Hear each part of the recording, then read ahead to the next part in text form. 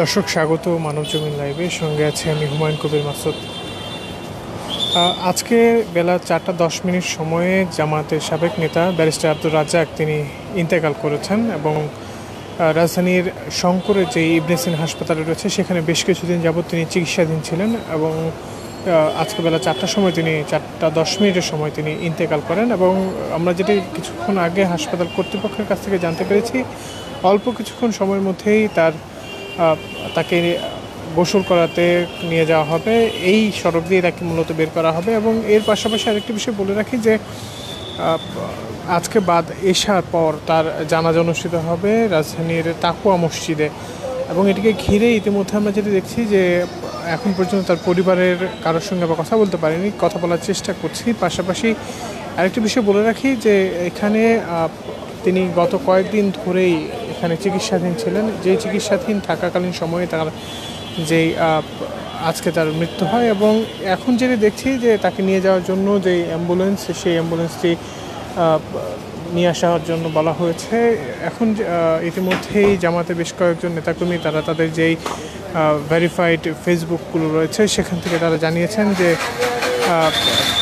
তার যে নিহতের ঘটনা সেটি আসলে নিশ্চিত করেছেন। ইতিমধ্যেই আমরা যেটি দেখছি যে এখানে হাসপাতাল কর্তৃপক্ষের পক্ষ থেকে একটি বিষয় বলা হয়েছে যে যারা এখানে আছেন, বিশেষ করে জামাতে যে নেতাকর্মীরা আছেন তারা এখানে আসবেন এবং তাকে এখান থেকে নিয়ে গোসল করানো হবে। যে গোসল পরবর্তী সময়ে তাকে বা দেশা তার যে জানাজার সেটি সম্পূর্ণ হবে বলে জানিয়েছেন। তবে তাকে কোথায় দাফন করা হবে, অর্থাৎ তাদের যেই শেষ কৃত্য, অর্থাৎ যদি বলি যে তার জানাজা পরবর্তী তাকে কোথায় মাটি দেওয়া হবে, সেই বিষয়টি এখন পর্যন্ত কেউ নিশ্চিতভাবে বলতে পারেনি।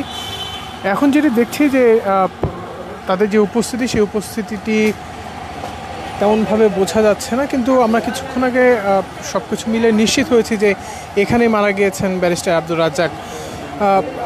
একটু যদি বলি যে তার বিষয়ে যে তিনি 2011 সালে পরবর্তী সময়ে ব্যাপকভাবে আলোচনা এসেছেন এবং তিনি দীর্ঘদিন জামাতের সহকারী সেক্রেটারি জেনারেল হিসেবে দায়িত্ব পালন করেছেন। 2019 সালে তিনি দায়িত্ব থেকে পদত্যাগ করার পর মূলত আলোচনাটি আরও গভীর হয় এবং তার যে মৃত্যু পর্যন্ত তিনি পরবর্তীতে কোনো ধরনের রাজনৈতিক ভাবে কোনো দলের সঙ্গে যুক্ত না থাকলেও তিনি জামাতকে সমর্থন করতেন, এমনটি কিন্তু আসলে জানা গিয়েছে।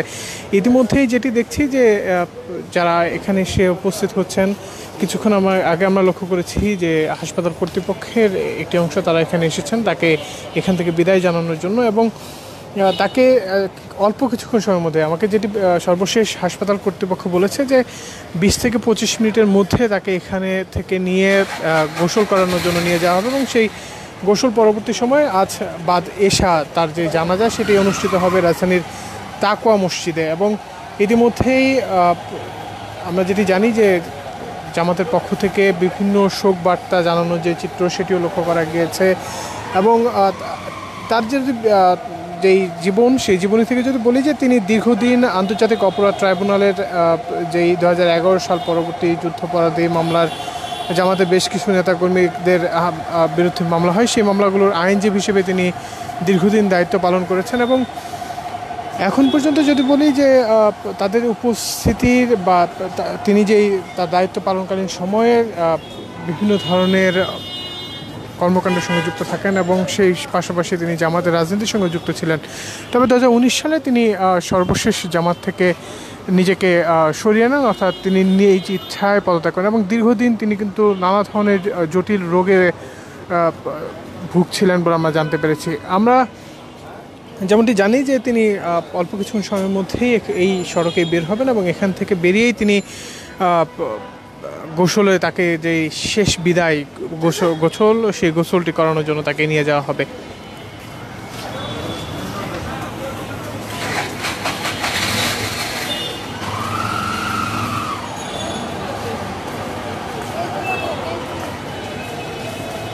যেমনটি দেখছেন যে তাকে নিয়ে যাওয়ার জন্য এখানে যেই ব্যবস্থা, সেই ব্যবস্থাগুলো চলমান রয়েছে। পাশাপাশি জামাতের বেশ কয়েকজন নেতাকর্মীরা এখানে আসবেন বলে আমরা জানতে পেরেছি।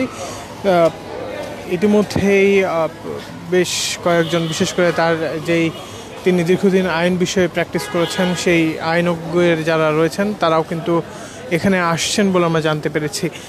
ইতিমধ্যেই আমাদের কাছে যেটি তথ্য আছে যে তাকে নিয়ে যাওয়া হবে এই সড়কেই, এবং তাছাড়াও তার যেই সর্বশেষ চাওয়া, তাকে জানাজা কোথায় করানো হবে সেই বিষয়টিও কিন্তু কেউ জানায়নি। পরিবারের সদস্যরা কোথায় আছেন আমরা যতটুকু জানি যে পরিবারের অনেকেই দেশে এসেছেন এই 5ই আগস্টের পর, যেই তার দেশে ফেরা সেটি কিন্তু আমরা লক্ষ্য করেছি, এবং দীর্ঘদিন তিনি কিন্তু দেশে বাইরে থাকতে হয়েছে।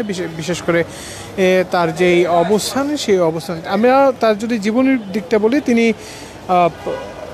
সিলেটের বিয়ানীবাজার এলাকার বাসিন্দা, এবং তিনি 1949 সালে জন্মগ্রহণ করেন, এবং জন্মগ্রহণ পরবর্তী সময়ে আমরা যেটি জানি যে তিনি আইনের সঙ্গে দীর্ঘদিন প্র্যাকটিস করেছেন, এবং তার যেই অবস্থান, সেই অবস্থানটি কিন্তু তিনি একদম অনেকটাই পরিষ্কার করেছেন, এবং তিনি আইনের সঙ্গে যুক্ত থাকবেন সে সময় কিন্তু এই বিষয়টি একদম পরিষ্কার করে বলেছেন যে তিনি আইন অঙ্গন ছাড়া অন্য কোনো জায়গায় কোনো রাজনীতির সাথে যুক্ত হবেন, এমনটিও কিন্তু তিনি বলেছিলেন।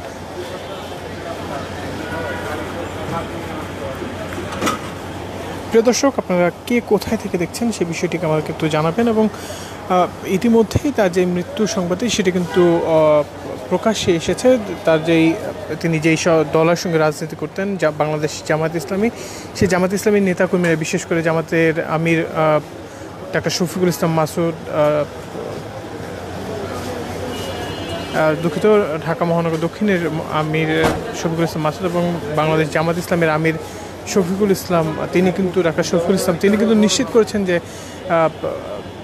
ব্যারিস্টার আব্দুর রাজ্জাক তিনি ইন্তেকাল করেছেন। মূলত এখানে অনেকেই আসছেন, এবং আমরা যেটি দেখছি যে তাকে নিয়ে যাওয়ার জন্য যেই অ্যাম্বুলেন্সটি, সেই অ্যাম্বুলেন্সটি কিন্তু এখনও এখানে এসে পৌঁছায়নি বলে আমরা লক্ষ্য করতে পারছি। তবে আমাদের যারা আসবেন তাদেরকে আমরা দেখানোর চেষ্টা করবো, এবং তাদের যেই ব্যক্তিগত মতামত সেটিও জানার চেষ্টা করবো, এবং তাকে কোথায় নিয়ে যাওয়া হবে এবং শেষ দাফন কোথায় করা হবে সেই বিষয়টি আমরা আপনাকে জানানোর চেষ্টা করব।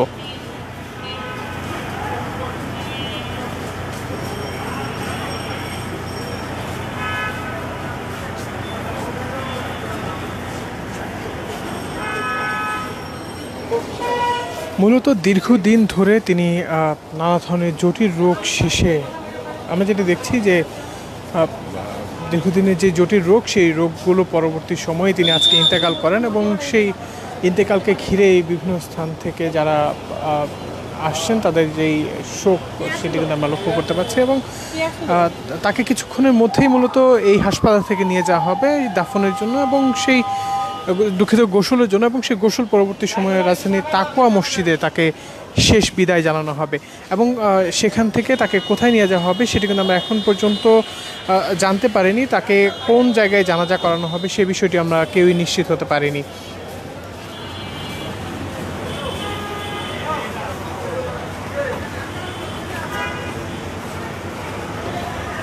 আমার কাছে মূলত এখন পর্যন্ত এই ছিল সর্বশেষ। এছাড়া যে কোনো ধরনের রাজনীতি, বিনোদন, খেলাধুলা এবং আন্তর্জাতিক সংবাদ পেতে মানবজমিনের সঙ্গেই থাকবেন। ধন্যবাদ সকলকে।